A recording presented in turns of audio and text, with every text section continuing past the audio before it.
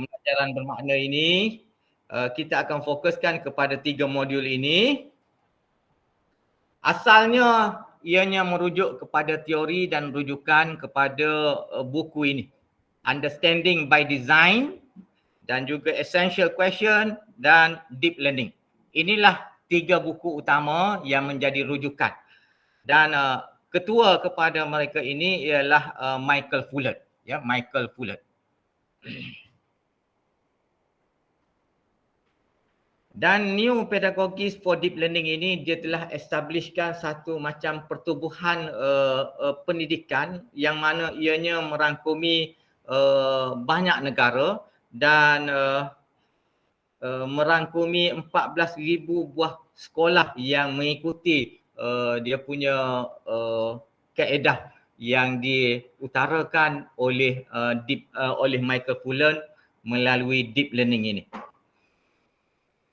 Untuk saya menghuraikan bagaimana nak melaksanakan deep learning ini, biasanya saya akan berikan bengkel selama 3 hari.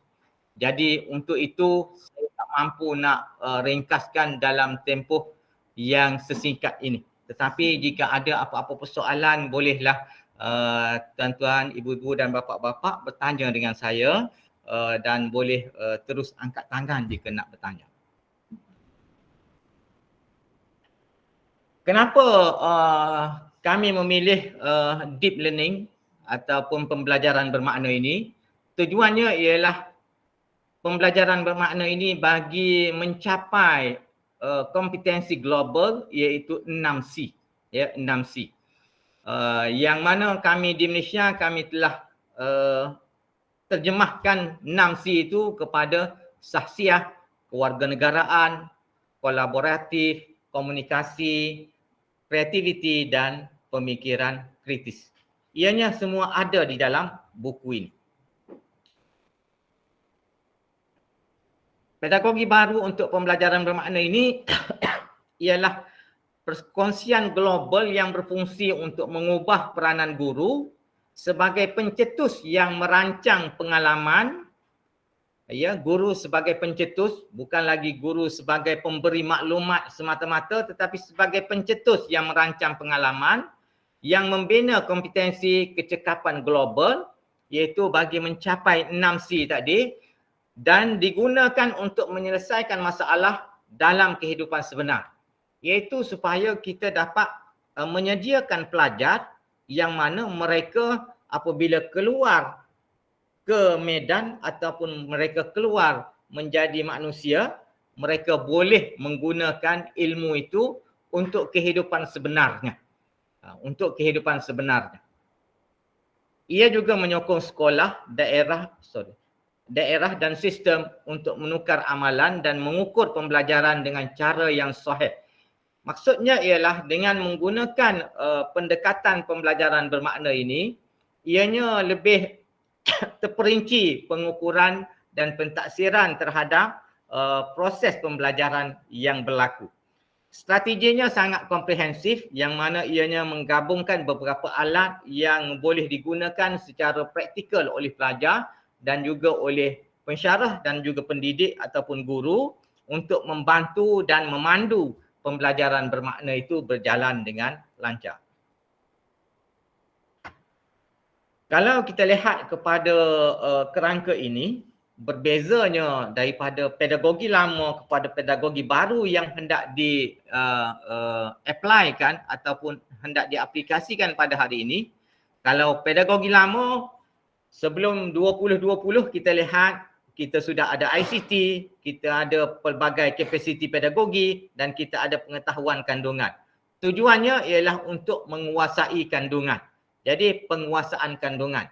Tetapi pedagogi baru ini, kapasiti guru menggunakan kapasiti pedagogi bersama-sama dengan pelajar untuk meneroka kandungan dan meneroka kurikulum itu bagi membolehkan pelajar merasai dan juga menjiwai pembelajaran itu secara bermakna yang mana mereka boleh aplikasikan dalam kehidupan mereka.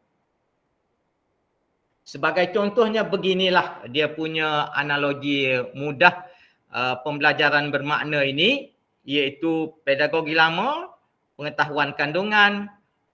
Pelajarnya akan mengatakan saya dapat menerangkan bahawa udara itu bergerak. Tetapi pedagogi pembelajaran bermakna, saya mencipta permainan kapal layar yang membuktikan bahawa udara itu bergerak. Jadi nak membezakan di antara pedagogi lama dari sudut pengetahuan dengan pedagogi bermakna yang mana mereka boleh menggunakannya dalam kehidupan seharian.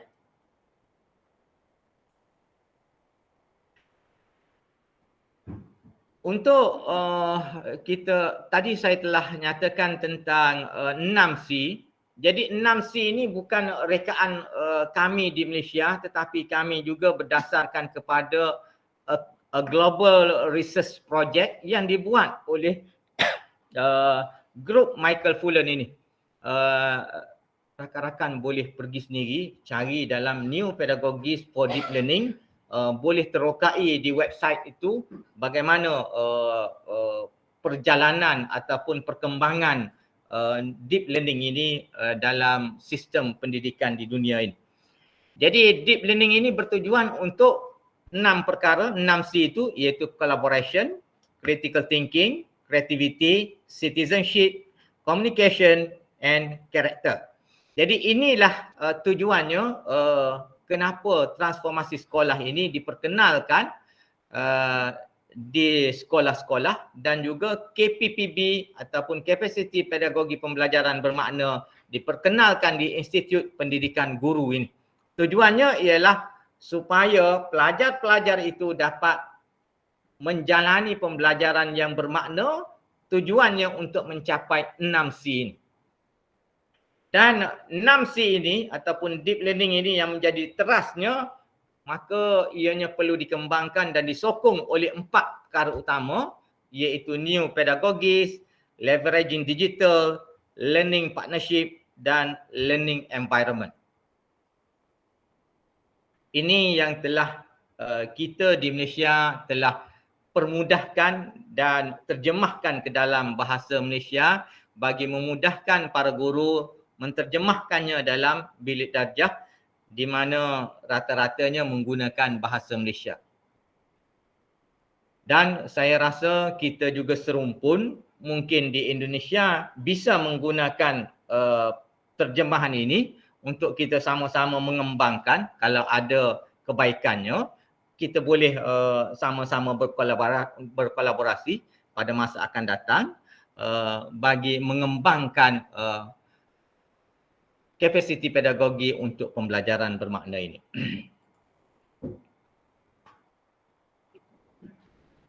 Kompetensi global 6C ini, 6C itu ada dia punya terjemahan dia ataupun elemen-elemen dan ciri-cirinya agak kecil di situ. Nanti saya akan kongsikan di belakang nanti secara pautan link untuk tuan-tuan dan puan-puan teroka sendiri.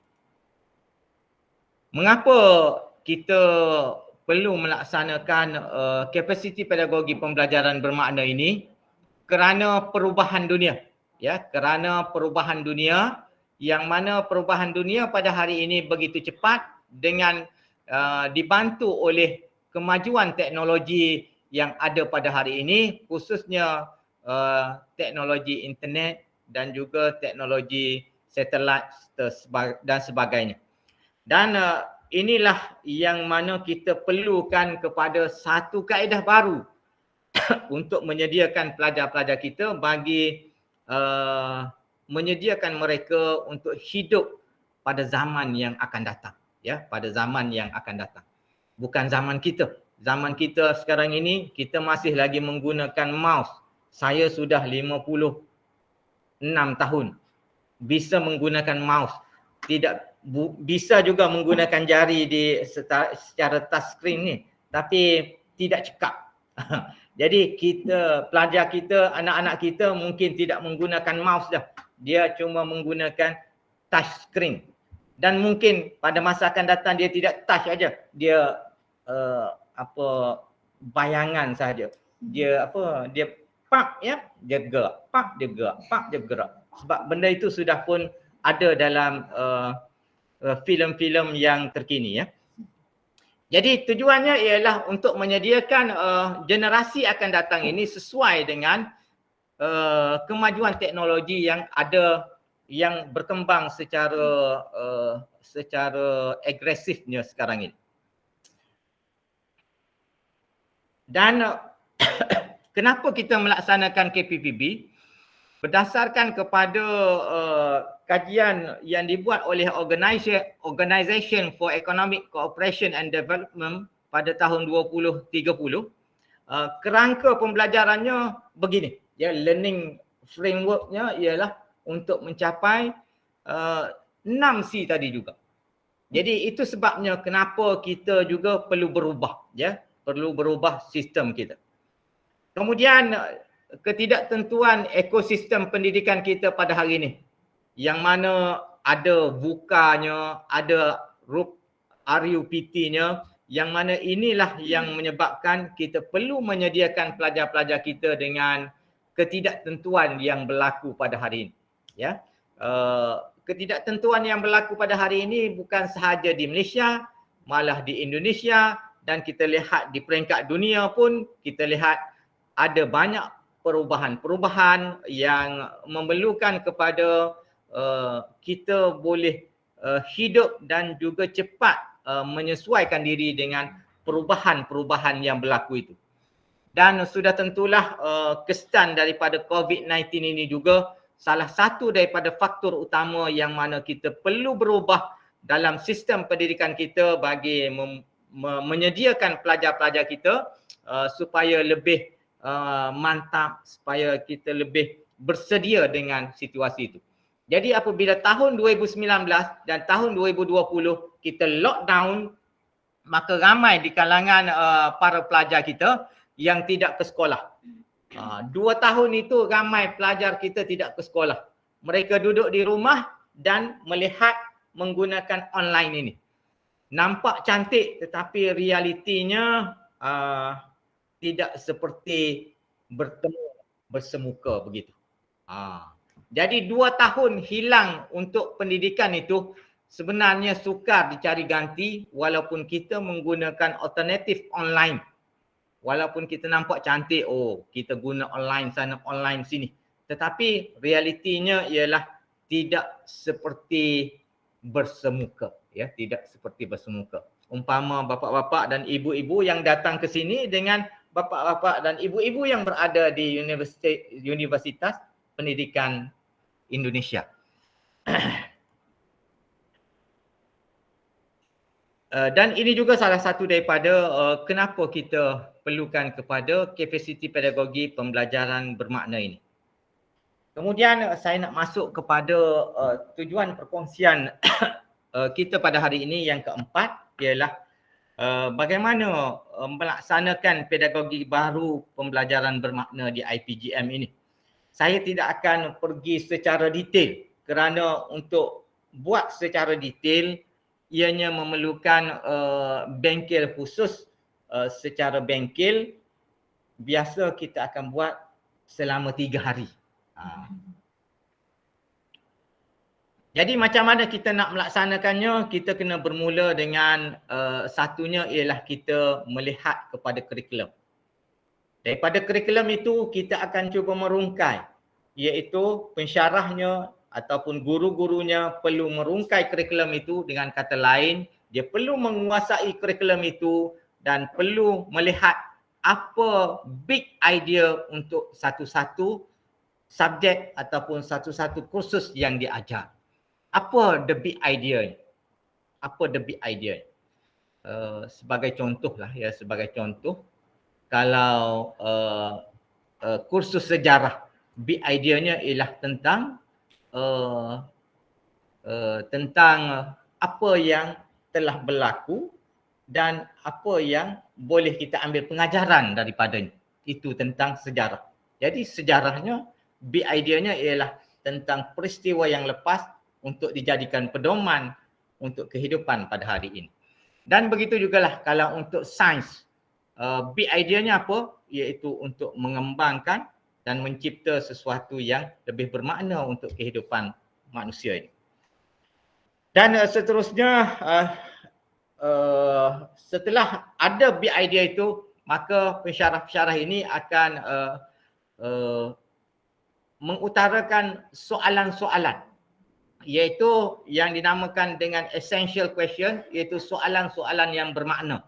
Soalan bermakna ini bersifat terbuka yang mana boleh menggerakkan pelajar-pelajar itu untuk bertanya lebih lanjut dan lebih mendalam lagi. Jadi konsepnya persoalan-persoalan itu. Dia balik kepada asas kita dahulu, iaitu Socrates. Dia banyak menggunakan persoalan.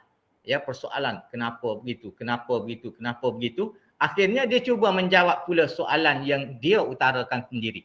Jadi persoalan-persoalan ini sangat penting di dalam new pedagogies for deep learning ini ataupun capacity pedagogi untuk pembelajaran bermakna. Dan yang seterusnya ialah pensyarah ini akan setelah dia melihat kurikulumnya dan setelah dia ada big idea, dia ada essential questionnya, maka ia akan melihat apakah hasil yang dikehendaki daripada big idea itu. Jadi prosesnya, hasilnya, maka dia akan ciptakan pentaksirannya. Jadi mula-mula kurikulum, kemudian dia akan terus pergi kepada bagaimana nak mentaksirkan ianya dapat dicapai oleh para pelajar. Dan yang terakhirnya ialah barulah dirancang pedagoginya, nak mengajar tu macam mana. Jadi itulah mengenai pelaksanaan kapasiti pedagogi pembelajaran bermakna di IPG kampus di Malaysia.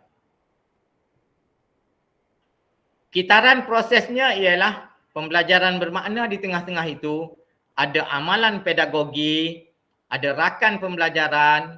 Maksud amalan pedagogi ini pelbagai pedagogi lah.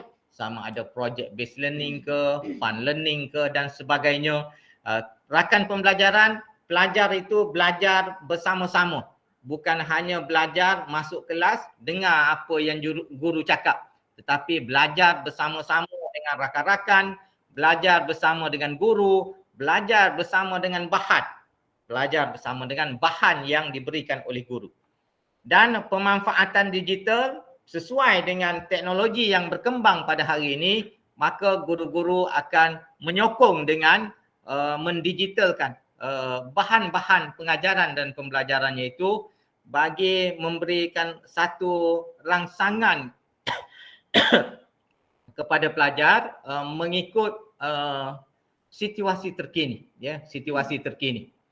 Kemudian yang seterusnya persekitaran pembelajaran, mewujudkan persekitaran pembelajaran dengan sokongan daripada pihak sekolah, sokongan daripada pihak ibu bapa dan sebagainya.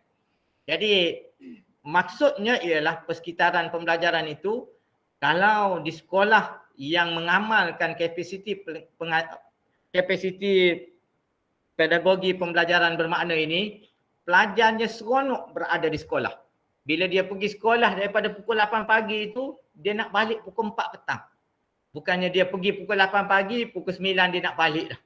Tidak. Tapi dia seronok berada di sekolah. Jadi inilah dia punya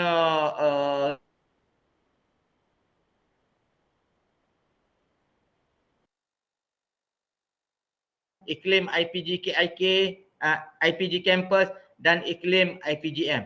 Maksudnya persekitaran itu juga memainkan peranan, ya, memainkan peranan di dalam mencapai hasrat pembelajaran bermakna ini. Jadi kitarannya ada 1, 2, 3, 4, 5, 6, 7. Ada 7 kitaran semuanya ini. Bermula dengan the big idea-nya, essential question-nya, soalan penting, kemudian backward design-nya, kompetensi pembelajaran bermakna, suara dan pilihan pelajar, maklum balas dan semakan, dan yang terakhirnya menunjukkan produk yang dihasilkan daripada pembelajaran itu. Jadi inilah kitaran yang akan berlaku, ya, kitaran yang akan berlaku. Akhirnya Apa pelajar perlu tahu? Apa pelajar dapat buat? Pelajar akan dapat pengetahuan dan pelajar akan dapat kemahiran untuk digunakan dalam kehidupan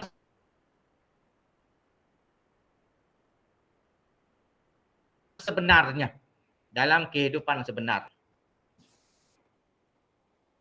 Pendidikan Malaysia, dia mencadangkan project based learning ataupun pembelajaran berasaskan projek, dan banyak lagi pedagogi lain, pembelajaran lain, tetapi cadangannya ialah project based learning.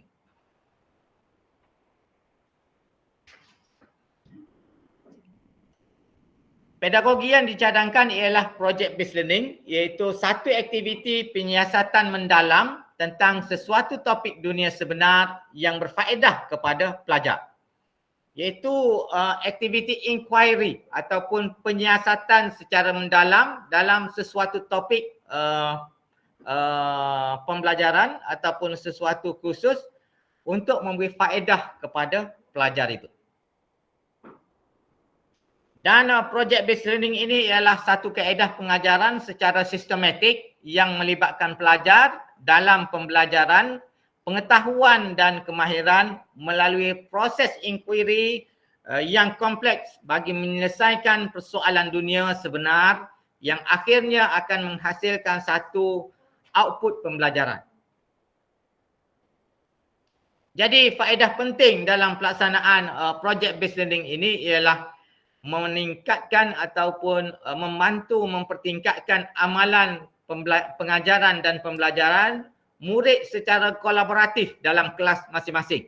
Jadi murid boleh berinteraksi dengan persoalan dunia sebenar, ya, bagaimana nak menyelesaikannya. Membantu melaksanakan matlamat pentaksiran dalam bilik darjah. Pentaksiran dibuat terus dalam bilik darjah. Bukan lagi hanya pentaksiran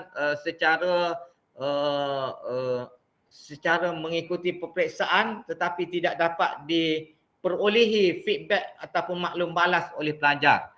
Jadi project based learning ini akhirnya akan melahirkan pekerja yang berpengetahuan, ya, pekerja yang berpengetahuan untuk berkhidmat kepada negara nanti.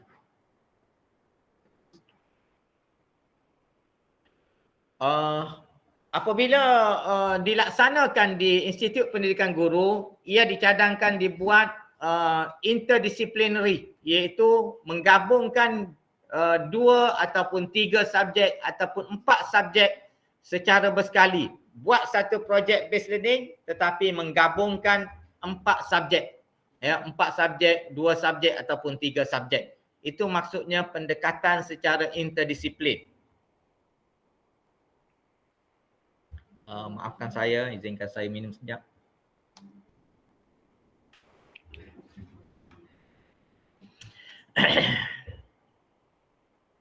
Jadi ini kerangka project based learning, menetapkan hala tuju projek, merangka soalan dan pencetus idea ataupun the big idea, kemudian seterusnya merancang penilaian, dan keempatnya membuat pemetaan projek, dan yang ketiganya pengurusan pelaksanaan projek. Ini adalah langkah-langkah bagaimana nak melaksanakan kapasiti pedagogi pembelajaran bermakna. Saya tidak huraikan sebabnya ianya agak kompleks dan memerlukan masa yang lama.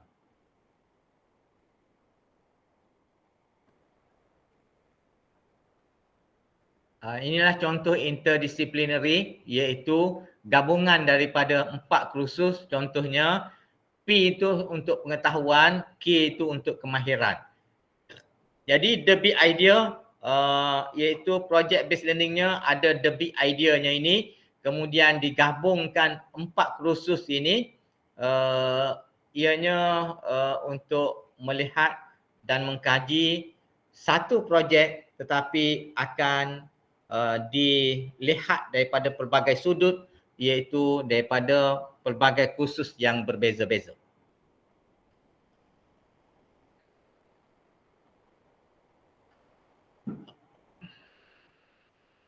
Kaedah pentaksiran yang kita gunakan dalam kapasiti pedagogi pembelajaran bermakna ini agak baharu berbanding dengan sebelum ini. Kalau sebelum ini di Malaysia, kita menggunakan pendekatan pertamanya, kita melihat dahulu kurikulumnya itu. Melihat apa hasil pembelajaran yang hendak kita capai. Kemudian setelah kita melihat hasil pembelajaran yang hendak kita capai, maka kita rancang pedagogi dan aktiviti pengajaran dan pembelajaran.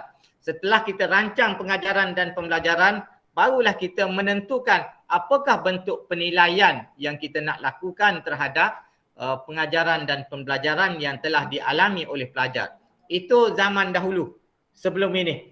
Pendekatan yang digunakan ataupun cara baru yang digunakan, kita gunakan backward design, kita reverse balik.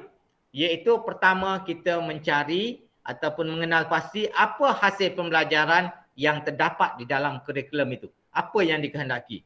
Dan setelah kita tengok apa yang kita kehendaki dalam hasil pembelajaran satu-satu kursus, maka kita akan terus menetapkan apa bukti hasilan untuk dinilai ataupun pentaksirannya, assessmentnya. Apa pentaksirannya? Kemudian setelah kita menentukan pentaksirannya, barulah kita merancang aktiviti pedagogi untuk mencapai hasil yang kita harapkan dan apa yang pelajar akan buat nanti. Kemudian yang seterusnya, kita merancang pembelajaran kita itu menggunakan kaedah where to, iaitu why, hook, experience, rating, self-evaluation, pilot, organize. Jadi ini perlu saya terangkan dengan lebih mengambil masa yang lebih lama lah bagaimana nak membuat benda ini. Maksudnya perancangan itu memerlukan perancangan yang agak rapi dan teliti bagi melaksanakan project based learning itu bersama-sama dengan pelajar. Tetapi apabila kita sudah faham, kita berikan projek ini ataupun task serta tugasan ini kepada pelajar dengan menyediakan pelan perancangan pembelajarannya, maka mereka boleh belajar sendiri dengan mengikuti pelan pembelajaran yang telah kita rancangkan. Dan seterusnya pada tahun 2022, pada tahun ini, kita telah bergerak lebih terkehadapan lagi, iaitu memajukan kapasiti pedagogi pembelajaran bermakna ini dengan kita mendigitalkan bahan pembelajaran. Jadi DLO ataupun Digital Learning Object ini dicipta oleh pensyarahnya untuk menyokong kapasiti pedagogi pembelajaran bermakna ataupun projek yang akan dibuat oleh para pelajar itu. Jadi perlu didigitalkan. Bagaimana nak digitalkan? Iaitu secara digital dengan membina website, kita menggunakan Google Site. Ya, kita menggunakan Google Site. Dan boleh juga nak menggunakan sebarang device ataupun sebarang aplikasi lain, sama ada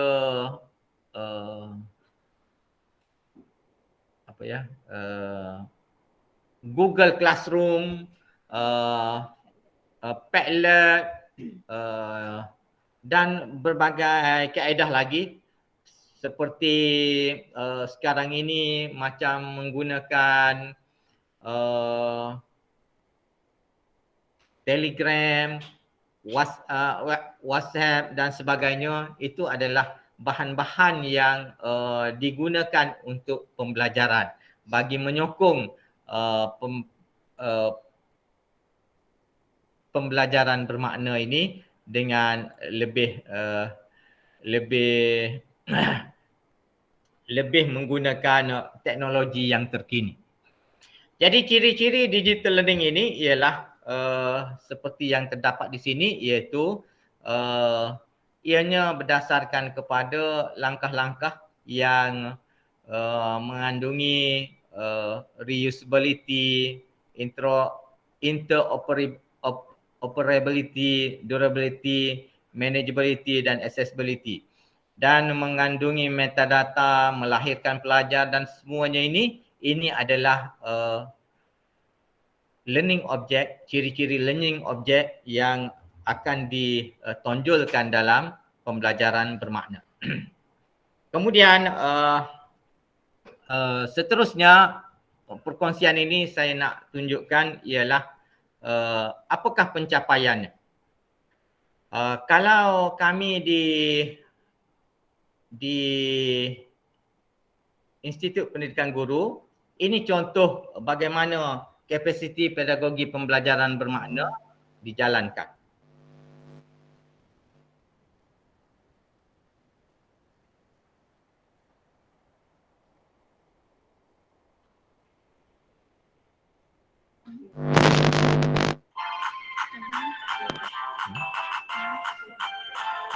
Assalamualaikum warahmatullahi wabarakatuh.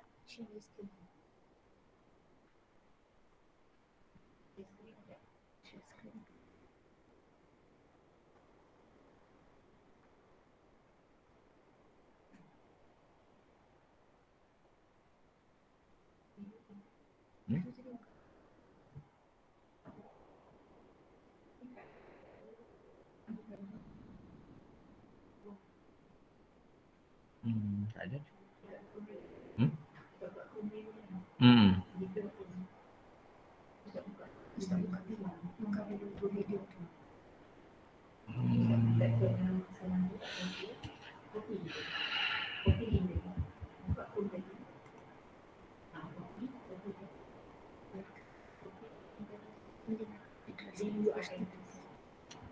Oh.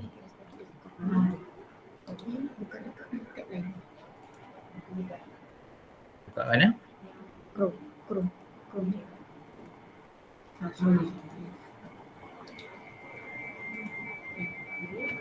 Share.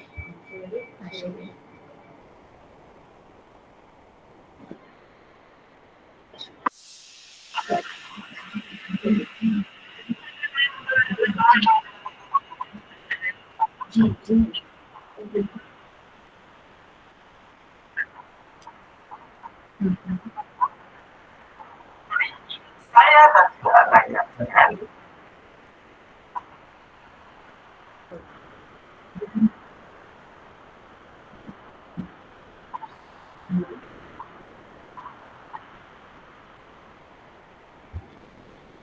Daripada PDP.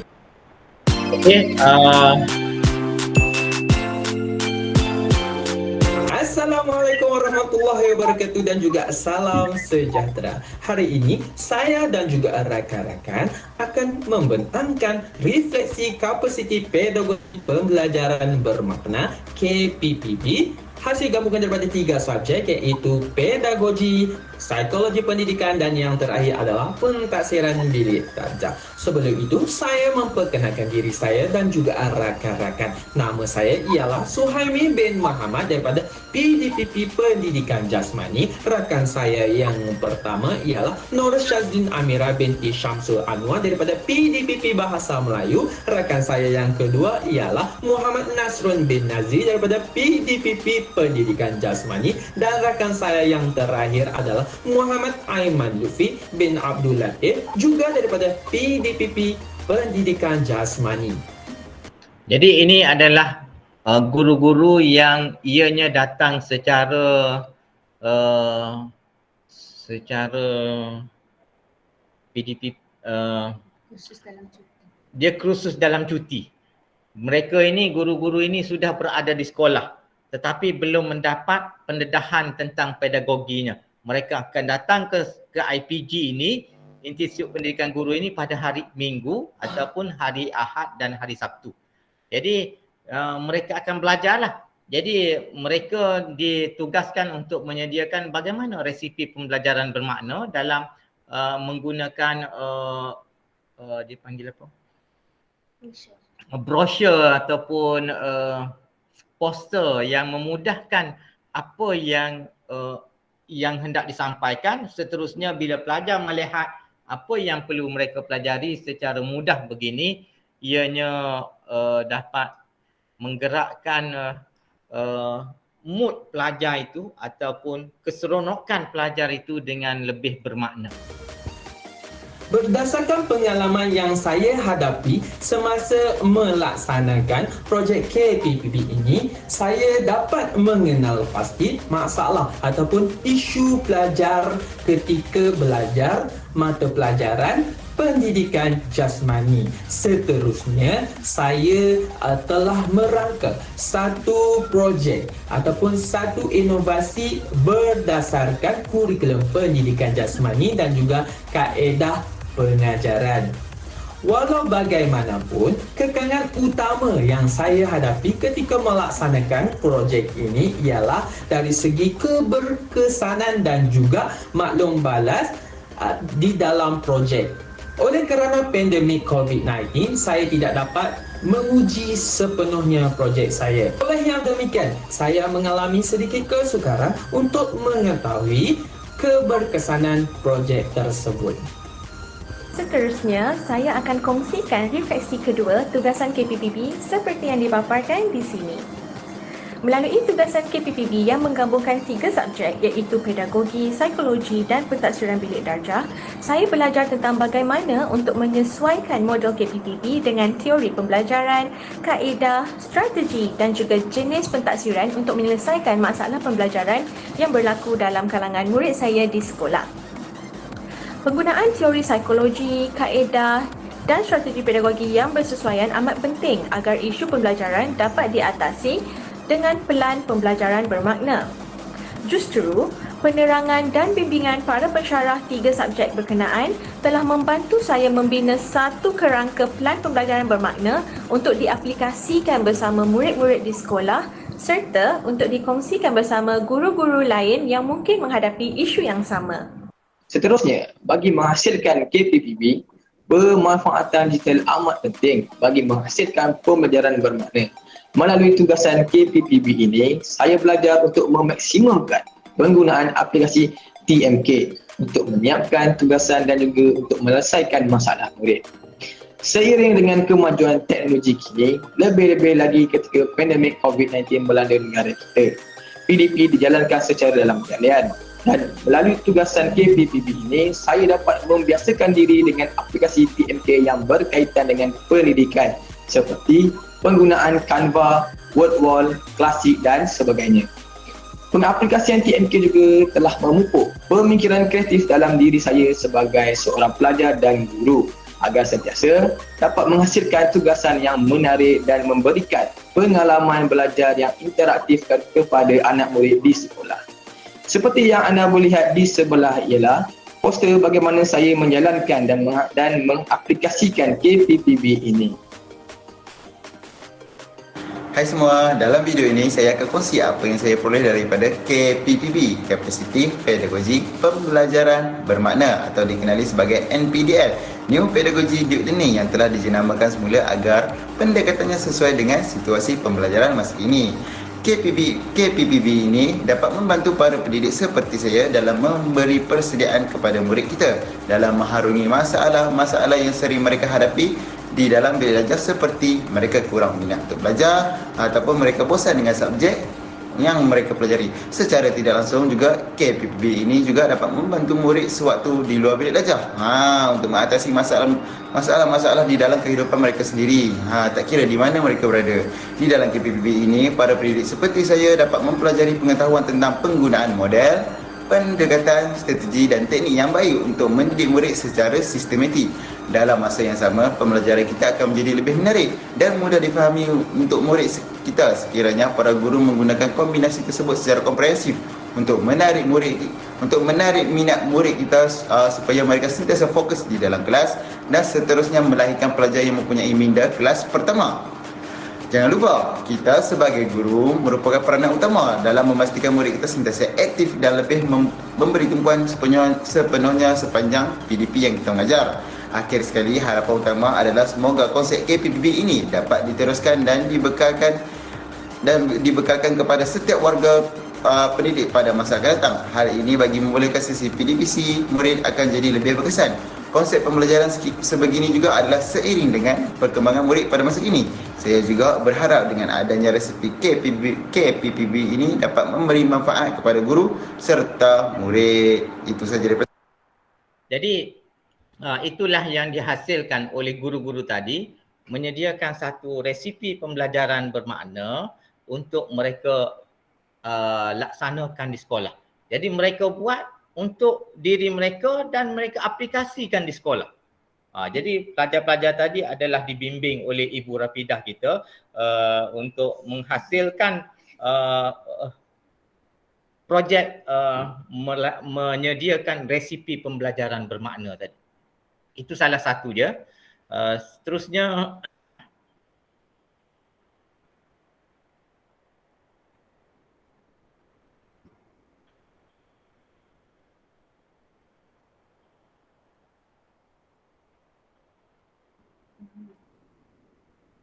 Chasing that A and want to save time? Grammarly makes editing one click simpler.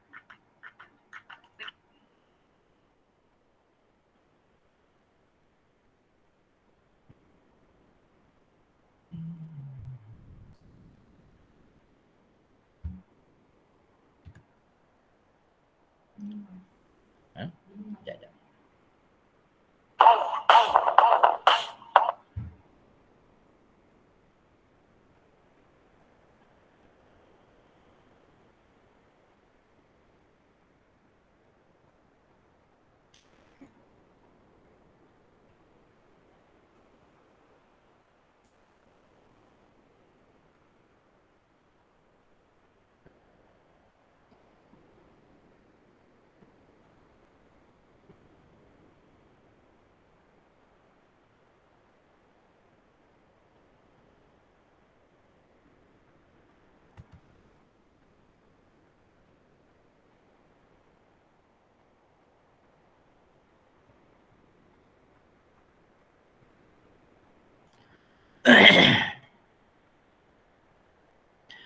Seterusnya kita berharap pelajar-pelajar yang kita telah bimbing menggunakan kapasiti pedagogi pembelajaran bermakna, apabila mereka pergi ke sekolah nanti mereka akan menjadi guru dan boleh mengaplikasikan project based learning ini.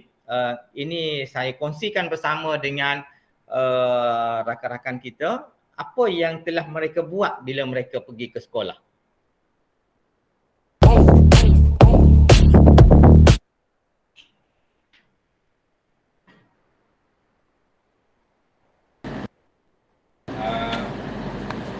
Jadi sebelum kita pergi kepada ialah kami berbincang macam mana air wuduk yang dilihat dapat dimanfaatkan. Jadi dia dapat digunakan untuk ini. Rosak dah, rosak dia on off. Memberikan dalam dua subjek yang berbeza Kawasan sekeliling bagaimana nak buat satu projek surau tu.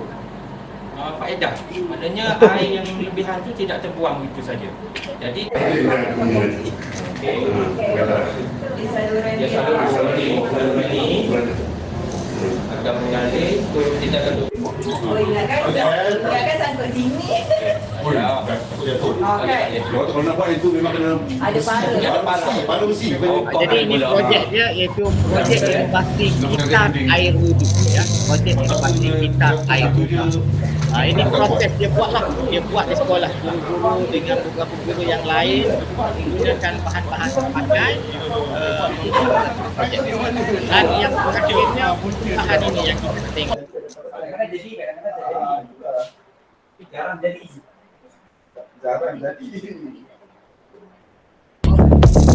Assalamualaikum warahmatullahi wabarakatuh. Nama saya Nufari Sharifah binti Azmuddin dan saya akan menerangkan tentang projek inovasi kau apa dikenali sebagai Kitab Air Wuduk di Surah Ar-Ra'dah.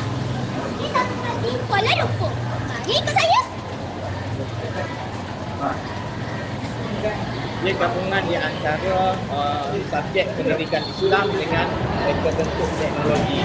Saya akan menunjukkan bagaimana proses kendaraan air wuduk dimulakan. Jom!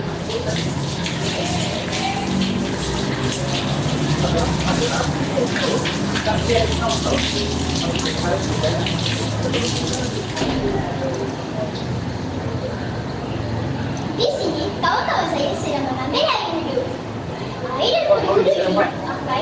balik ke dalam sampai kedahan. Jadi kita tengok perkataan tersebut.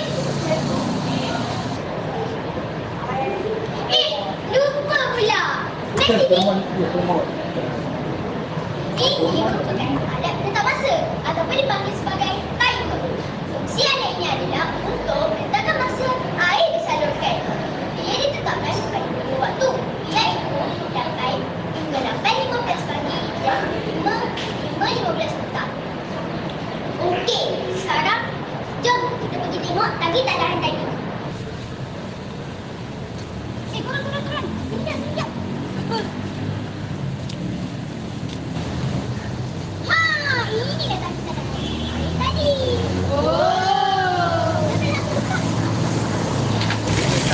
Nanti cadangan air daripada air wuduk lagi akan masuk. Ada ini tunggu ke dalam ni? Oh, bukan. Inilah motor untuk mengangkat air kita air wuduk. Oh, baru kami tahu. Tahu kawan, ada magic tak? Magic? Tak percaya. Mari saya tunjuk.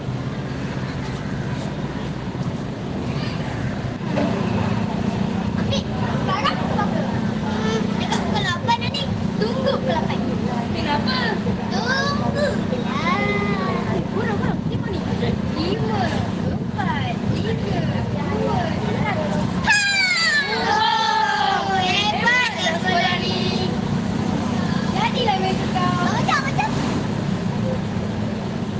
Kita bukan ada kelas. Jalan, ada sebarang ni. Jom.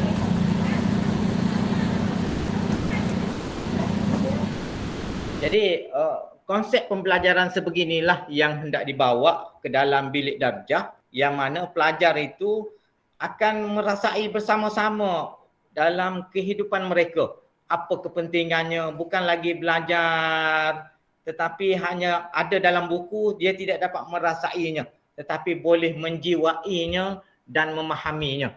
Dia boleh menggunakan semula dia punya idea-idea dan mereka idea-ideanya, dan lebih bermakna iaitu mereka boleh keluar daripada bilik darjah persekitarannya dan menyediakan persekitaran yang cukup baik untuk sekolahnya. Dan akhirnya kita lihat nanti sebenarnya ianya melahirkan satu inovasi kepada sekolah ini, yang mana airnya dapat dikitar semula dan dimanfaatkan untuk menyiram pokok-pokok di sekitar sekolahnya itu. Jadi itulah sebenarnya pembelajaran bermakna melalui project based learning yang dilaksanakan oleh guru-guru di sekolah ini, ya, guru-guru di sekolah ini. Dan sudah tentulah pelajar yang terlibat di dalam menyediakan pembelajaran bermakna ini akan sangat teruja dan sangat melekat di dalam pemikiran mereka berbanding dengan cara lama yang dibuat, iaitu dengan cara memberikan ceramah, lecture dan sebagainya seperti mana yang saya buat pada hari ini. Mungkin ianya lebih bermakna jika kita duduk bersama, buat bersama apa yang dimaksudkan dengan pedagogi pembelajaran bermakna yang dilaksanakan di IPG kampus ini. Jadi insya-Allah kalau diizinkan Tuhan, diberikan rezeki, kita boleh pergi ke Universiti Pendidikan Indonesia, kita boleh buat bersama-sama bagaimana cara nak mengaplikasikan kapasiti pedagogi pembelajaran bermakna di Universiti Pendidikan di Indonesia. Dan saya pasti di Indonesia pun sudah pun melaksanakan pengajaran-pengajaran sebegini, cumanya ialah melalui Neo Pedagogies for Deep Learning ini, ia lebih berstruktur dengan satu peringkat, satu tahap secara berstruktur, yang mana ianya lebih cantik dan lebih molek untuk diikuti.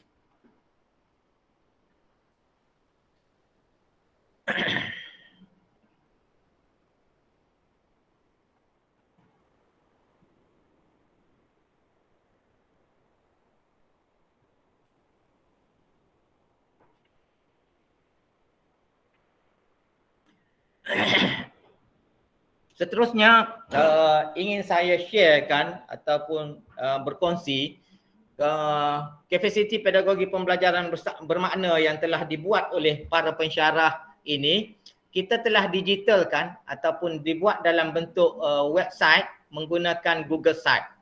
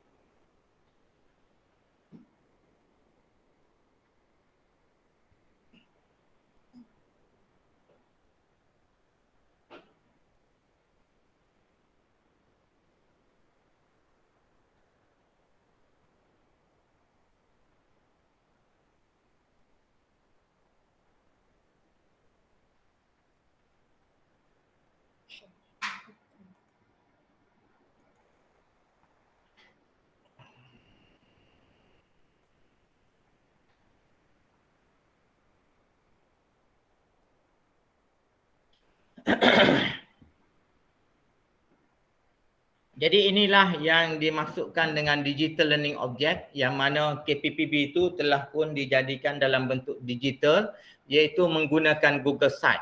Apa-apa sahaja yang kita buat projek itu, kita sokong dengan website yang mana pelajar ini walaupun mereka duduk di rumah ke, mereka pergi berjalan-jalan ke Indonesia ke, ataupun mereka pergi ke Qatar tengok Piala Dunia sekalipun, bila mereka ada talian internet, mereka boleh membuka DLO ini dan mereka boleh belajar di mana-mana pada bila-bila masa.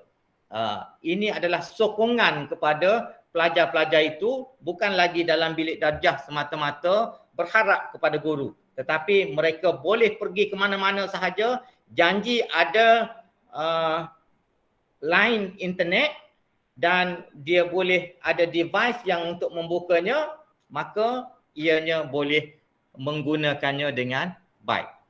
Kemudian ini contoh DLO-nya, Digital Learning Object-nya.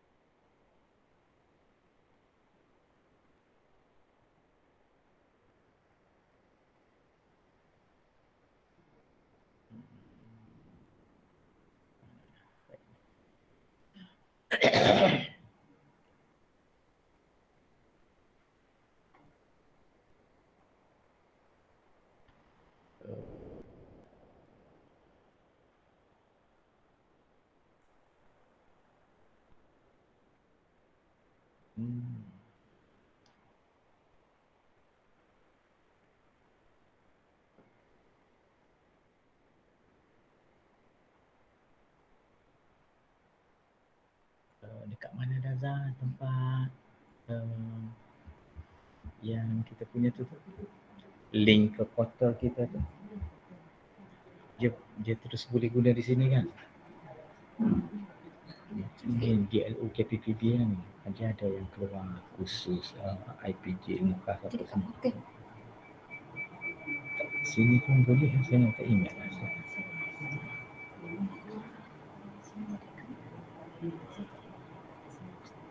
Saya tak ingat nak buka tulisan ni.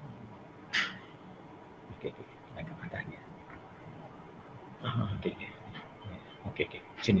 Di sini. Sini. Okey. Bukan.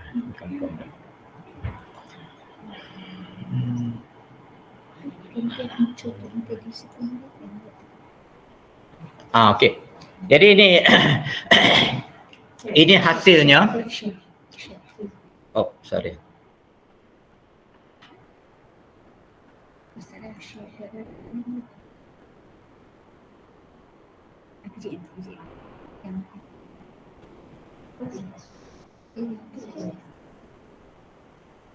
Okey, jadi ini di portal e-pembelajaran IPGM yang telah diwujudkan.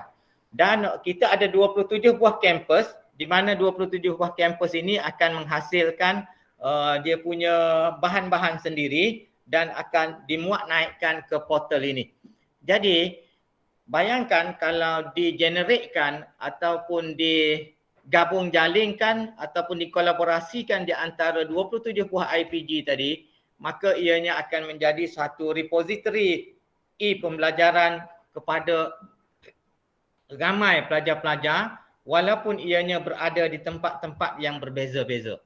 Ya. Dan sebenarnya kalau kita nak menjalinkan, yang saya boleh nampak antara institusi pendidikan guru kampus ilmu khas dengan Universitas Pendidikan Indonesia ini, kita boleh wujudkan jaringan kolaborasi dengan mewujudkan portal e-pembelajaran bersama, yang mana kita mempunyai peranan ataupun tugas di dalam bidang pendidikan, bidang yang sama. Jadi mudahlah untuk kita perkembangkan dari sudut pedagoginya, psikologinya, sosiologinya, ianya boleh kita dapat kolaborasikan bersama. Inilah bahan-bahan yang dimuat naik. Ambil contoh di LO Campus pada tahun 2022. Ini hasilnya 2022. Okey.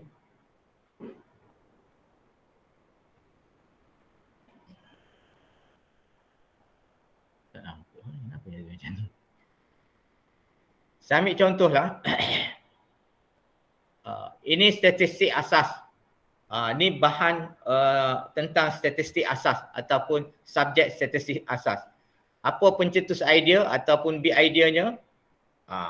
Inilah dia kongsikan bersama-sama dengan pelajar, dan pelajar apabila melihat website ini, dia akan inspire ataupun akan mendapat idea apa yang perlu dia buat dalam menyelesaikan tugasan yang diberikan. Dia boleh tengok di sini macam mana dia boleh teroka sendiri, kemudian ada ruangan navigasinya, kemudian macam mana nak meneroka maklumat, semuanya telah disediakan oleh pensyarah yang terlibat. Kemudian seterusnya ada sesi kajian dilaksanakan, kemudian ada refleksi di sini, kita tengok di sini, dan ada history dia. Kemudian semuanya ini diletakkan dalam storyboard ataupun di dalam website ini untuk dikongsikan bersama, ya, secara digital, dan boleh diakses oleh siapa-siapa sahaja yang diberikan link, dan juga boleh diakses di mana-mana. Dia nak membaca atas katil ke, nak membaca depan di rumah sakit pun boleh, di padang pun boleh. Yang pentingnya capaian maklumat ataupun capaian internet itu boleh dilaksanakan, maka ianya boleh membantu. Dan sudah tentulah notanya disediakan oleh para guru, dan ada contohnya misal kata ada YouTube, link YouTube yang digunakan, macam mana nak buat dan sebagainya. Jadi pelajar boleh melihat benda ni, lepas tu dia akan buat apa yang diperlukan.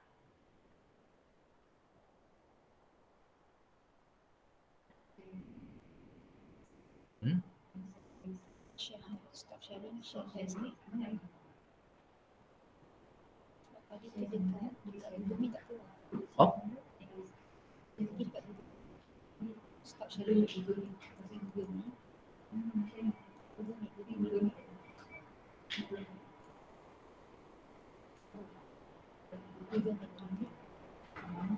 Oh, sorry.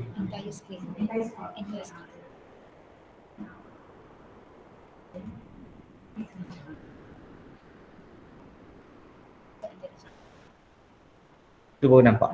Oh, sorry. Jadi di sini kita boleh lihat apa yang saya maksudkan tadi, ya. Sorry, saya tak nampak apa yang berlaku. Okey. Jadi inilah Google Meet ataupun website yang disediakan untuk berinteraksi dengan pelajar-pelajar dan juga membantu pelajar-pelajar bagaimana nak menyediakan tugasan KPPB itu.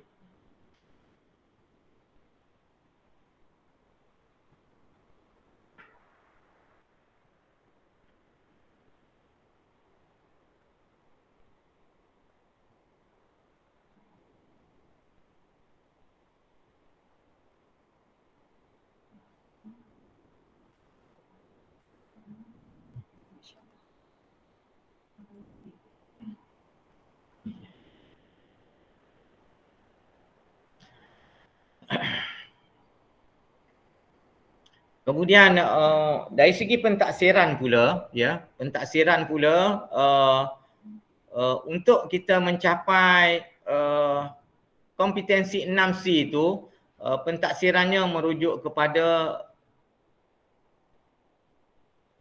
rubrik ini.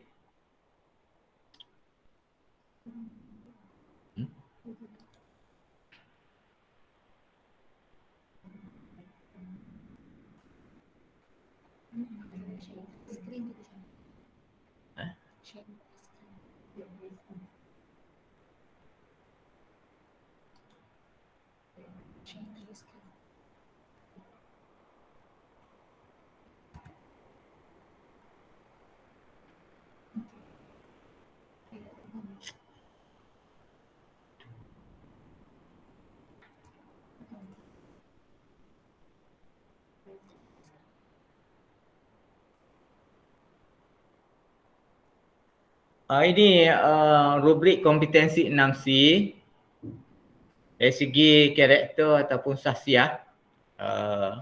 Dia ada rubriknya yang perlu dicapai. Kemudian kita lihat citizenship ataupun kewarganegaraan juga dia ada bukti lah. Dia punya tu ni. Tak nampak ya. Besar.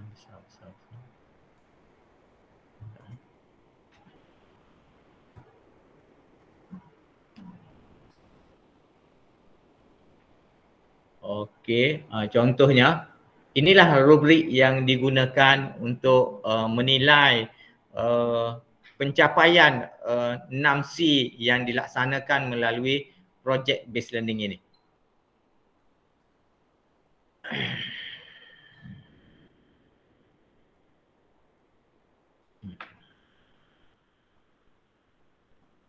Ish.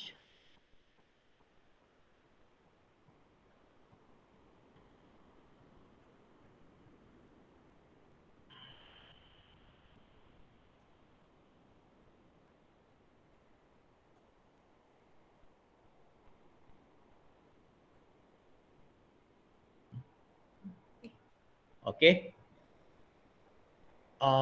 Saya sudah sampai ke penghujungnya. Akhir sekali pelaksanaan KPPB ataupun kapasiti pedagogi untuk pembelajaran bermakna di IPG ini telah pun diiktiraf di peringkat global, iaitu di peringkat Asia Pasifik Cluster, yang mana Malaysia termasuk salah satunya selain daripada Vietnam, Hong Kong, Taiwan, Jepun, Australia dan New Zealand. Dan dalam peta ini saya rasa elok kalau kita sama-sama menjalinkan hubungan dengan Indonesia, yang mana jika pihak Indonesia berminat untuk meneroka kapasiti pedagogi pembelajaran bermakna boleh dibawa di peringkat Universitas Pendidikan Indonesia ini. Jadi ianya adalah di peringkat global, iaitu di bawah deep learning ini. Dia berpusat pada awalnya di Kanada, kemudian berkembang di Amerika, USA, dan sudah pun merebak di Europe, yang mana Finland, Scotland dan Netherlands serta England juga sudah pun melaksanakan new pedagogies for deep learning ini. Dan kita di sebelah Asia Pasifik ini, Australia, New Zealand, Jepun, Taiwan dan Hong Kong juga telah menggunakan kaedah new pedagogies for deep learning ini. Dan jika berminat, bolehlah jelajah sendiri dalam website deep learning ini, yang ini ya. Tengok deep learning ini. Deep learning for a global partnership ini. Di sini tuan-tuan dan puan-puan boleh masuk sendiri ke dalam website ini. Ianya diketuai oleh Michael Fullan sendiri. Bukan sahaja dia mengarang bukunya itu dengan rakan-rakannya, tetapi ia menterjemahkan bagaimana nak melaksanakan pedagogi itu di peringkat sekolah-sekolah dan juga di peringkat pengajian tinggi, dan ianya telah pun disebar luaskan hampir ke seluruh dunia. Jadi tidak terkebelakanglah kalau kita menggunakan kaedah pembelajaran sebegini bagi memajukan sistem pendidikan di negara kita. Dan sudah tentulah banyak cabaran. Apabila kita ingin membuat perubahan, sudah tentulah banyak cabarannya. Kami di sini bermula 2019 untuk menggerakkan benda ini mempunyai pelbagai cabaran. Kalau kita tidak tahan cabaran itu, maka ianya tidak boleh berkembang. Tambahan lagi, banyak ilmu yang perlu kita kuasai, khususnya dari segi teknologi maklumat, teknologi menggunakan aplikasi dan sebagainya. Ianya perlukan pemikiran yang multitasking.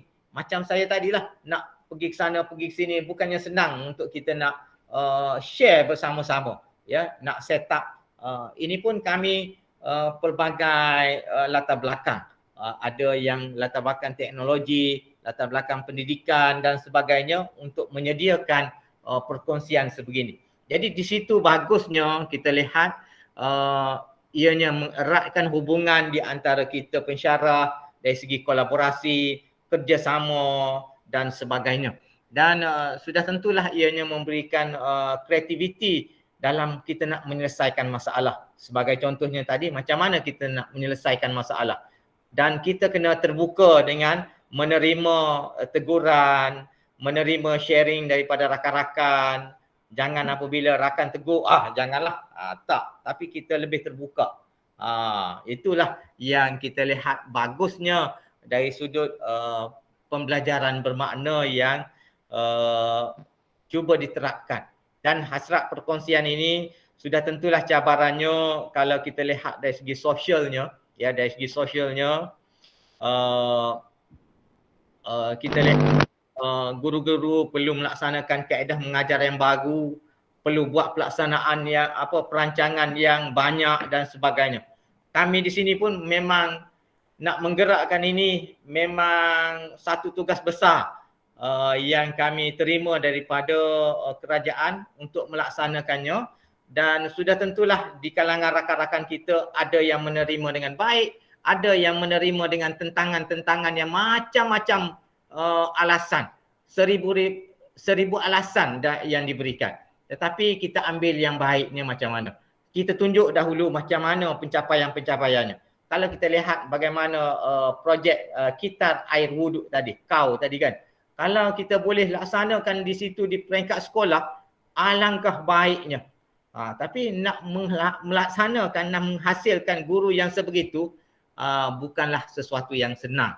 Jadi dari sudut sosialnya, mengubah ataupun mengurus perubahan itu memerlukan kesabaran. Bagaimana kita nak ubahnya itu perlu sokongan semua, daripada rakan-rakan, daripada ketuanya, daripada orang bawahan dan sebagainya. Dari sudut politik pula, organisasi politik perlu ada. Sebabnya kalau mereka tidak menyokong, maka semua dasar, semua perancangan dan sebagainya dia tidak menjadi. Kehendak politik juga penting. Jadi bagaimana kita nak memahamkan orang politik supaya faham bagaimana nak melahirkan generasi akan datang untuk hidup dalam zaman mereka ini, juga perlu kita fahamkan kepada orang politik. Dan begitu jugalah cabaran dari segi pedagogi ini, banyaklah pedagogi baru yang perlu kita kuasai walaupun kita sudah umur 50 ke atas, sudah 30 tahun lebih mengajar. Saya pasti Profesor Ibu Tatat dia punya pengalamannya banyak tetapi masih lagi belajar. Kalau tidak, Ibu tidak akan datang ke Malaysia dalam usia sematang Ibu datang ke sini, sudah tentulah masih lagi dalam proses belajar bagaimana nak mengubah pedagogi untuk mengubah bangsa bagi memajukan bangsa. Itu yang saya rasa kita perlu bersama-sama menggunakan pengalaman-pengalaman yang ada untuk kita sama-sama memajukan masyarakat di Asia Tenggara. Tambahan pula kita ini serumpun sebangsa daripada bangsa di Asia Tenggara ini. Dan cabaran ini kalau kita dapat bersama-sama ianya boleh memberikan satu pengalaman baru dan sebagainya. Dan saya pasti ianya berguna kalau kita boleh balik kemudian kita ubah suai mengikut kesesuaian tempat kita, dan mungkin kami juga akan pergi ke tempat Ibu melihat apa yang telah dibuat, pengalaman yang telah dibuat kami ambil dan bawa balik ke tempat kami untuk kami belajar macam mana cara nak mengatasinya. Dan sudah tentulah nak mengubah itu bukan mengambil masa yang sedikit. Umpama Bapak Jokowi sebelum menjadi presiden, dia dahulu mengubah Bandar Jakarta apabila dia menjadi Datuk Bandar Jakarta. Mustahil Bapak Jokowi boleh memajukan Indonesia kalau dia tidak berada sebagai Datuk Bandar Jakarta. Kemudian sekarang ini dia memindahkan ibu negara Jakarta mau pergi ke Kalimantan. Satu perubahan yang sangat besar yang saya sangat kagum bagaimana seorang pemimpin dapat memindahkan, umpama Dr. Mahathir dapat memindahkan Kuala Lumpur ke Putrajaya. Bukan satu benda yang kecil, memindahkan sesuatu yang perlukan satu wawasan dan persediaan yang mantap. Jadi sudah tentulah kita dalam bidang pendidikan ini, dalam bidang nak mengubah pedagogi ini juga memerlukan kepada perancangan, memerlukan kepada ketabahan dan kesabaran bagaimana kita untuk memperbaiki pedagogi kita di peringkat Institut Pendidikan Guru dan juga di peringkat Universiti Pendidikan Indonesia. Setakat itu dahulu, jika ada sebarang pertanyaan dan perkongsian, saya sedia menerima dan berkongsi untuk kita sama-sama meningkatkan dan memperbaiki pedagogi kita di tempat masing-masing. Sekian, terima kasih. Okay, terima kasih diucapkan kepada Encik Muaz bin Muhammad atas perkongsiannya tentang pelaksanaan KPPB ini di IPG Kampus Unhas khususnya ya. Encik Muaz ni memang dia kalau bercakap tentang KPPB ni dia memang bersemangat dan orang kata passionate tentang KPPB ini. Jadi seterusnya saya buka kepada sesi soal jawab sekiranya ada. Dan audiens ya, dalam kalian khususnya audiens daripada UPI juga boleh mengajukan soalan sekiranya ada, silakan. Yes, silakan.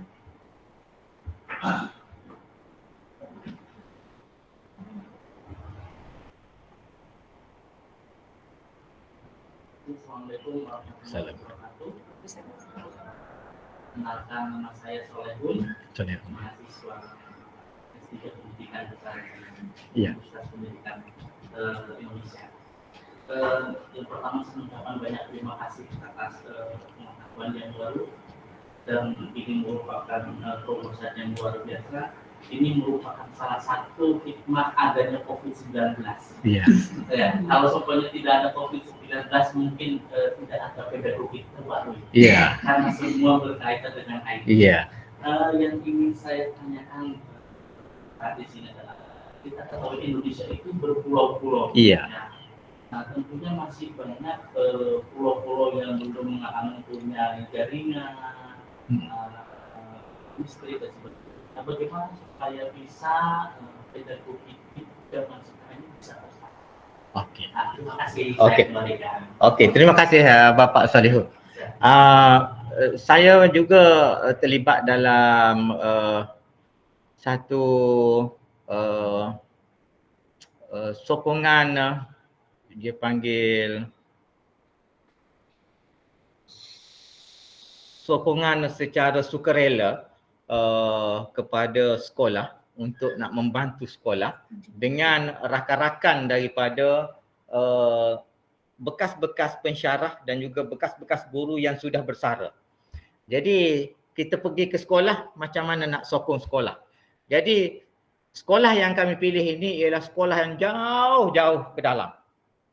Yang tidak yang ada dia punya talian tetapi sekejap ada, sekejap tak ada. Jadi salah satu daripada alternatif yang kami utarakan ialah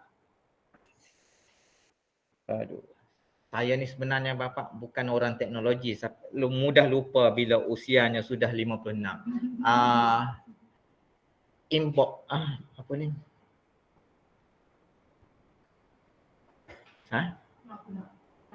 Bukan cloud. Dia menggunakan secara offline tetapi sekejap saya kena tengok dalam. Sekejap Bapak Salihul, insya-Allah ada jawapan.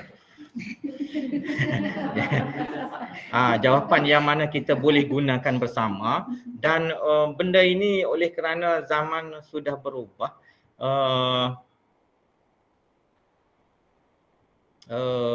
ianya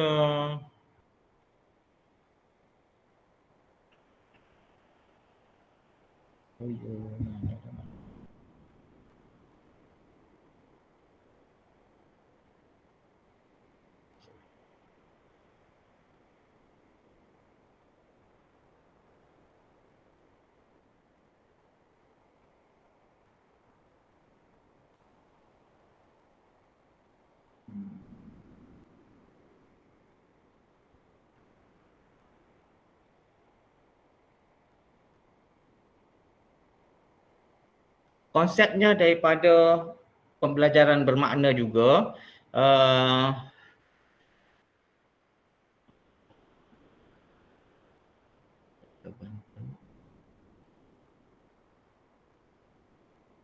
apa dia punya istilahnya? Okey. Internet inbox. Cuba boleh browse sekarang ni. Inbox, internet inbox. Jadi ia menggunakan alat ini agak murah. Dihasilkan di India tak silap saya ni. Internet inbox. Dia punya konsepnya routernya satu di sini, akan boleh digunakan di kawasan sempat di sekolah itu. Sekali aja dia masuk, kemudian di sekolah itu boleh ambil daripada sini pembelajarannya di sekitar kawasan sekolah itu. Dia panggil internet inbox dan boleh teroka dalam Google, boleh cari internet inbox. Jadi itu antara cadangan yang kami berkongsi macam mana nak melaksanakan pendigitalan tadi. Jadi ianya sudah ada dalam satu repository, letak di situ. Saya tak boleh nak tunjuk macam mana ya.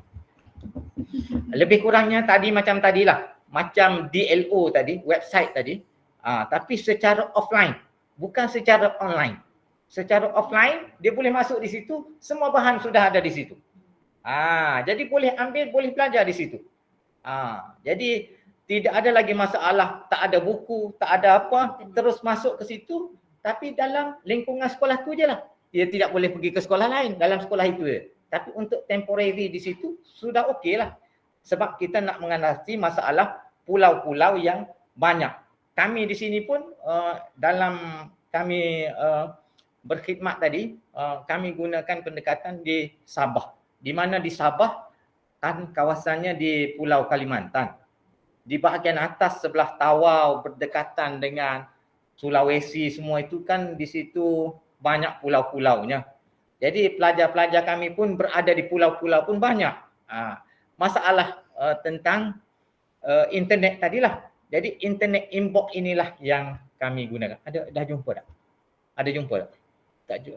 Saya tak ingat dia punya ikut Englishnya apa. Dia punya tu. Tapi internet inbox secara offline. Itu yang diperolehi lah yang saya boleh berkongsi.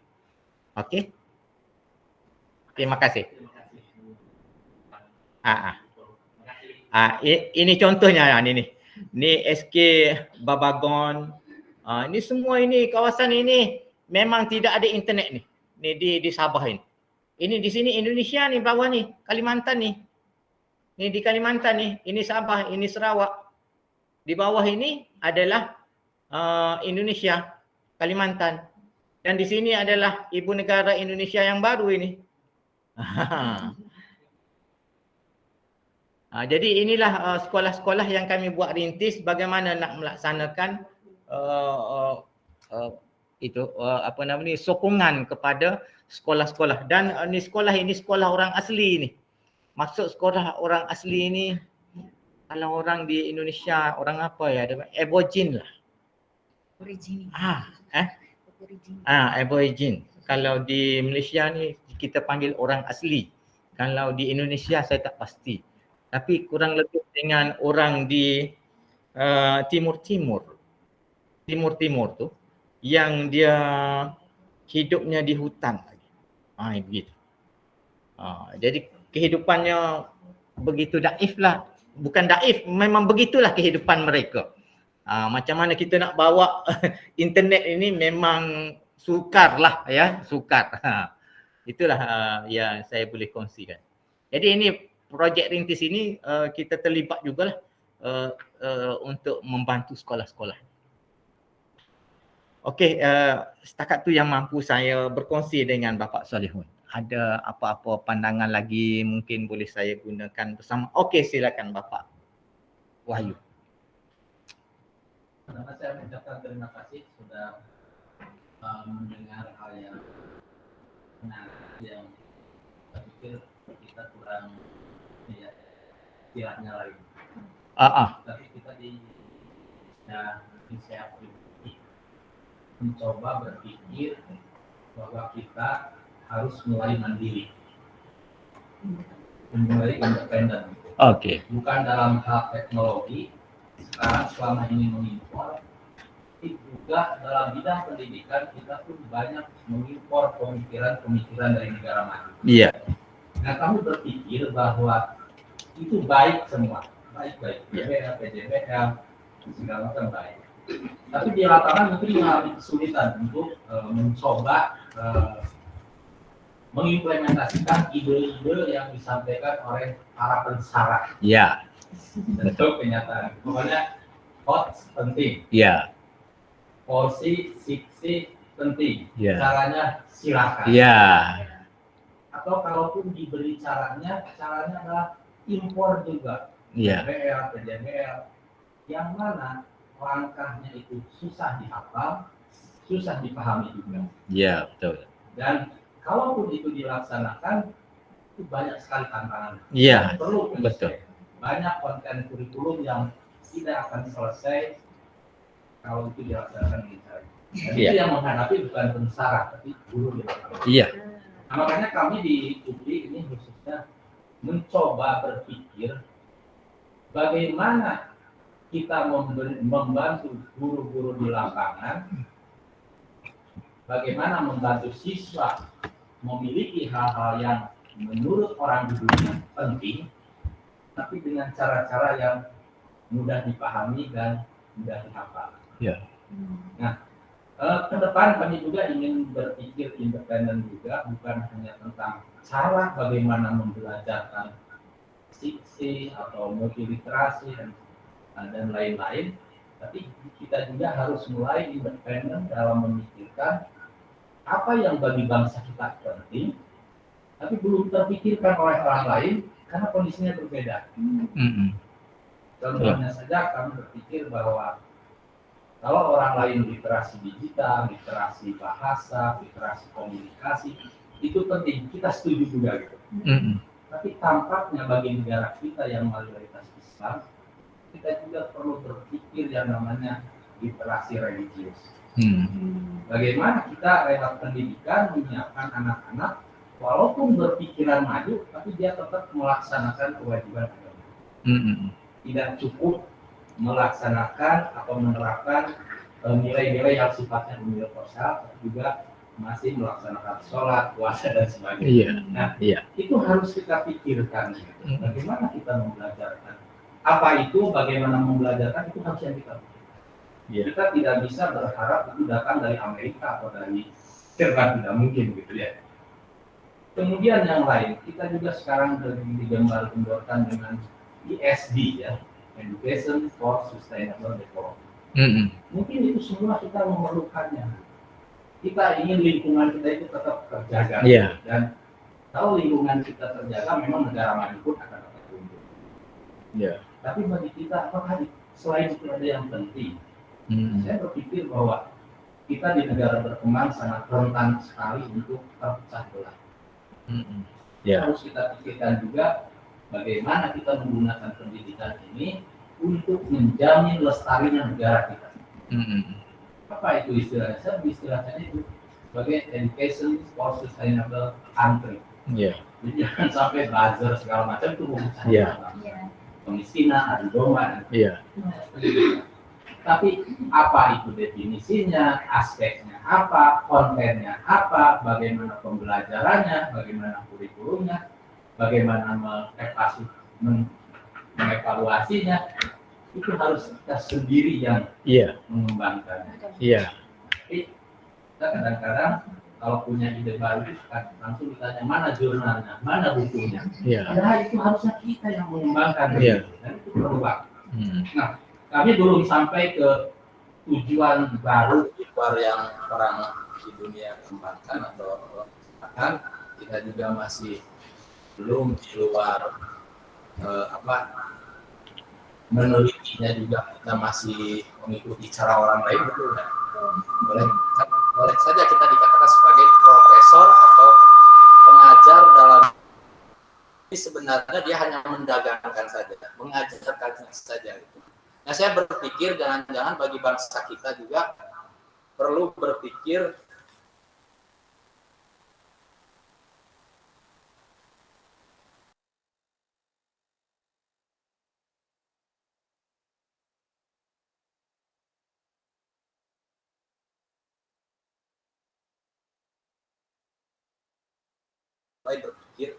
kita gunakan apa yang pernah kita pelajari, ilmu-ilmu baik dari barat maupun dari mana, ide-ide kreatif mereka, karya-karya mereka, dan masalah di bangsa kita sendiri sebagai ide kreatif untuk menghasilkan sesuatu. Jadi mungkin itu ke depan kita bisa bekerja sama, saya pikir kita serumpun gitu ya, punya masalah yang mungkin relatif sama gitu ya, relatif sama. Nah, dalam hal ini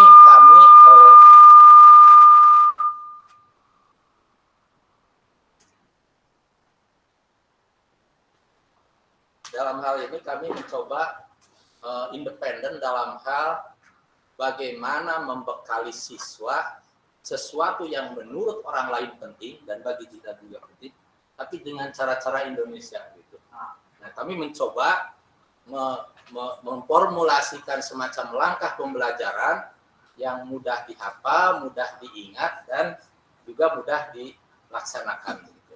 Nah, setelah kami mendengar bahwa di sini sangat menekankan sekali pembelajaran bermakna, jadi mungkin kalau ada waktu nanti kami akan menyajikan cara seperti apa kita di Indonesia ingin mengajarkan siswa. Nah, kemudian mungkin dari Ibu Bapak nanti ditinjau dari perspektif pembelajaran bermakna. Apakah itu sejalan dengan pembelajaran bermakna atau tidak? Karena kalau saya sendiri secara subjektif, wah ini nggak benar juga, itu orang lain yang menilai gitu. Nah, jadi kalau secara subjektif kami melihat bahwa apa yang kami kembangkan, bukan hanya mungkin yang dinamainya 4C, tapi sebetulnya unsur karakter terpisah gitu ya. Kemudian unsur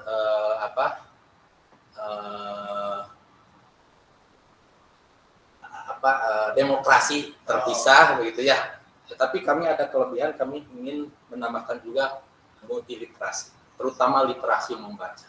Kami di Indonesia menghadapi masalah itu. Nah, itu. Kami yang ditekankan adalah karakternya, multiliterasinya, odds-nya, dan porsinya. Porsi. Minus karakter and citizenship. Nah, jadi kami memakai itu dan alhamdulillah sudah disebarluaskan di beberapa perguruan tinggi, juga dinas, juga sekolah-sekolah, gitu. Dan alhamdulillah responnya bagus, tapi seperti biasa dari pemerintah belum diakomodir, masih hasil impor seperti di bidang teknologi. Seperti itu. Nah, mudah-mudahan aja ke depan nanti kalau ada sokongan dari sini bahwa ini sesuai dengan pembelajaran bermakna. Kalau tadi misalkan Bapak menyebutkan tentang berbagai alternatif adanya di classroom, project, problem sebagai media untuk pembelajaran bermakna, benar-benar ke depan ini radek masuk juga Oke, tapi mungkin Kamis mungkin lebih ya. Kalau Kamis mungkin strategi tadi. Strategi pedagogi yang bermakna ya. Kami sudah lama juga riset namanya pedagogi produktif. Ada juga kawan yang pedagogi kalau saya lamanya di pedagogi produktif, tapi kawan saya menyebutnya pedagogi kreatif. Ada juga yang pedagogi kritis gitu. Kebetulan departemen saya itu di departemen pedagogi, namanya pedagogi ya, departemen pedagogi. Saya dari Fakultas Pendidikan asalnya, ya, tapi sudah kemana-mana. Saya mengajar juga S2, S3. Jadi kami sudah juga riset penyelidikan longitudinal gitu. Apakah itu pedagogi produktif, pedagogi kritis, pedagogi. Tapi intinya tadi sebetulnya apapun harus bermakna gitu ya. Harus bermakna, harus terimplementasikan, harus dibumikan begitu bagi guru dan untuk anak-anak ya. Dan ya bermacam-macam tadi strategi. Tapi intinya saya pun selalu kembali ke yang tradisional ya. Ketika mengajar itu sudah yang utama ada klasika. Karena bagi anak kan tetap kita harus menjelaskan dulu ya klasika. Yang kedua harus ada dalam kumpulan. Mereka dalam kumpulan ya, tadi mengerjakan kerjaan apapun. Yang ketiga tentu secara individual. Nak sudah selesai atau belum? Apa masalahnya? Oh ini tak baik, coba diganti dengan ini. Misalkan. Kalau saya peganglah mungkin itu ya, yang warisan teman-teman lama gitu. Bahwa ketika mengajar minimal ada itu. Belum lagi nanti kalau ke bahasa ya, ada tidak listeningnya, ada tidak speakingnya, ada tidak writingnya. Ada satu lagi ya misalkan listeningnya menyimak, membacanya itu yang tadi sangat penting ya, membaca baik bikin readingnya maupun membaca lanjut gitu ya. Itu jadi pada akhirnya ketika strategi gurulah di kelas yang paling bukan berkuasa, yang paling memahami. Terima kasih Ci, saya sekalian ya ribuan terima kasih. Jadi saya pun banyak belajar juga. Saya sangat menyambut itu untuk kerjasama, selain karena bidangnya sama, dan ini halayak sasaran kita yang kita ajar itu sama, yaitu calon guru dari perkotaan sampai daerah terpencil yang tadi kami ada 1.700 pulau ya. Apakah itu boleh terjangkau? Tidak. Mungkin itu ya cabaran-cabaran yang nanti kita sama-sama boleh kita terokai. Jadi terima kasih. Dan insya Allah dan sebenarnya Ibu dengan Bapak saya pun tertarik dengan kaedah yang digunakan di Indonesia apabila saya ikuti melawat pesantren pun.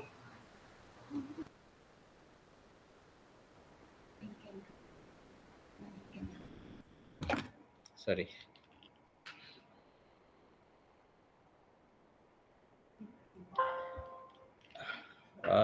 Sebenarnya saya pun tertarik dengan pedagogi yang digunakan di pesantren di Gontor.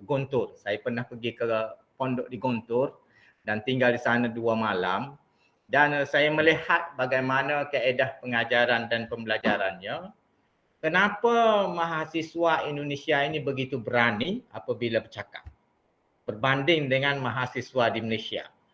Sebabnya yang saya lihat, pelajar-pelajar di pesantren di Gontor ini, salah satu kaedahnya dia mesti keluar ke kampung 3 bulan ke, 1 bulan ke, dia duduk di situ. Sebab saya pun daripada pondok di sini, di sana pesantren kan. Nah, jadi kami tidak keluar ke khalayak, tetapi mereka mesti keluar ke kampung-kampung, jadi imamnya, jadi praktisnya, dan kena berucapnya, kena baca khutbahnya. Jadi bila kita bercakap dengan, saya lupa dia punya rektor di pesantren Guntur itu, dia bekas pelajar di Universiti Melaya ni juga, profesor apa, saya lupa. Tapi nak ceritanya apabila kami bersama-sama kita cuba untuk berkolaborasi dan sebagainya, tapi kaedah yang digunakan oleh pesantren itu ialah aplikasinya dalam kehidupan real world, seperti mana yang saya cakap tadi. Kehidupan sebenar tadi memberikan impact atau memberikan kesan yang sangat bagus kepada pelajar-pelajar ataupun guru-guru tadi apabila dia keluar ke dalam masyarakat. Itu yang sebenarnya sudah ada nilai-nilai pedagogi pembelajaran bermakna di situ. Cuma kami di sini mengikut step-step ataupun langkah-langkah yang diatur oleh deep learning yang diasaskan oleh Michael Fullan itu. Cuma dia ada step-step dia itu memudahkan kalau kita mau ikutnya. Kalau tak ikut pun memang sudah sedia ada. Bukan bererti kita tidak ada langsung pembelajaran bermakna. Memang sudah ada. Kalau tidak ada, tidak jadilah seperti yang ada di sini kan. Tidak wujudlah mereka yang ada di sini.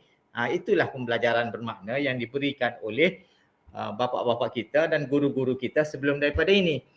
Cuma kita nak menyediakan dalam situasi kemodenan ataupun teknologi dan sebagainya yang wujud pada hari ini, mau tidak mau kita tidak boleh lari daripada kehidupan yang sekarang ini. Kita tak boleh lari. Adakah lagi orang yang tidak mahu guna handphone? Kakek yang tua pun mesti mahu guna handphone. Kalau kita pergi ke Eropah dan sebagainya, kakek yang tua belajar sama cucunya yang kecil menggunakan handphone. Nak ceritanya kehidupan itu kita perlu menjiwainya, membuminya seperti yang Ibu cakap tadi. Okey, itu sahaja daripada saya. Terima kasih banyak atas kedatangan tuan-tuan dan puan-puan ke sini dan harapannya kami juga dapat belajar sesuatu daripada rakan-rakan. Sekian, terima kasih. Okey, kita telah sampai ke penghujung untuk sesi pada petang ini. Apa yang saya mungkin boleh rumus sedikit ialah apa yang telah dikongsikan oleh Encik Muaz dan juga apa yang telah dinyatakan oleh Bapak Wahyu dan juga Ibu Tatat tadi.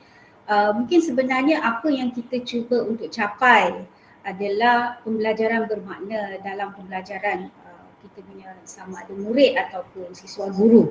Jadi kalau kita lihat ada persamaan apa yang mungkin dilaksanakan di UPI dan juga di sini. Dan mungkin ada pertindanan juga dalam aspek KPPB kami di sini dengan apa yang dilaksanakan di UPI. Walaupun mungkin adalah perbezaan di sana sini atas konteks yang berbeza. Tetapi akhirnya apabila kita melihat kepada KPPB ini adalah untuk melakukan pembaharuan dalam aspek pedagogi, dalam aspek pentaksiran, dalam aspek bagaimana pelajar itu sendiri belajar dan of course seperti yang Bapak Wahyu dan juga Ibu Tatat sebut tadi HOTS even di UPI juga ada elemen HOTS dalam pelaksanaan PDP dan pentaksiran di sana. Jadi mungkin selepas ini kita boleh panjangkan lagi perkongsian ukhuwah antara dua negara ini, antara khususnya IPGKIK dan juga UPI. Harap-harap ia tidak berakhir di sini dan mungkin boleh kita belajar di antara satu sama lain, di mana tujuannya adalah untuk memartabatkan dan meningkatkan sistem pendidikan bukan sahaja di Malaysia, di IPGKIK tetapi juga di UPI. Ya, jadi saya juga, pihak kami juga memohon maaf ya sekiranya ada kekurangan di mana-mana, kesilapan teknikal, dan saya mengucapkan ribuan terima kasih kepada Encik Muaz bin Muhammad dan juga semua panel dan juga semua peserta dan juga audiens yang berada di sini dan juga di UPI secara dalam talian juga peserta dari IPGKIK. Jadi saya sudahi dengan wassalamualaikum warahmatullahi taala wabarakatuh. Boleh tak kita bergambar sekejap, buka semua webcam tu. Webcam yang ada, siapa yang masih ada di sini boleh buka webcamnya, kita nak ambil gambar sekejap.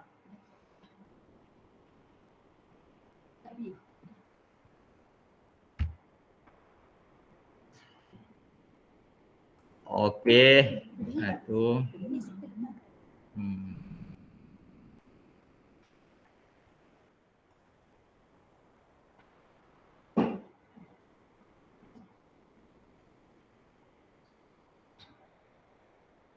Okey, terima kasih.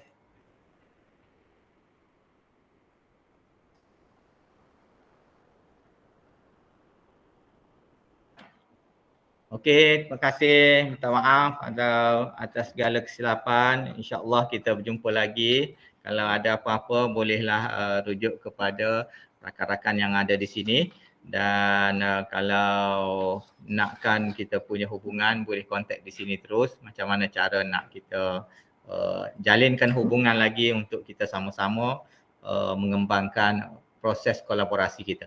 Okey, Assalamualaikum.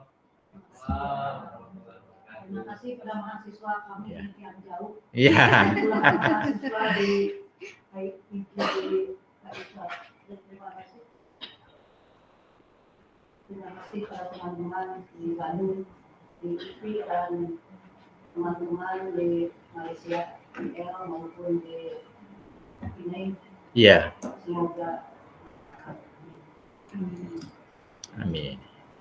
Okey.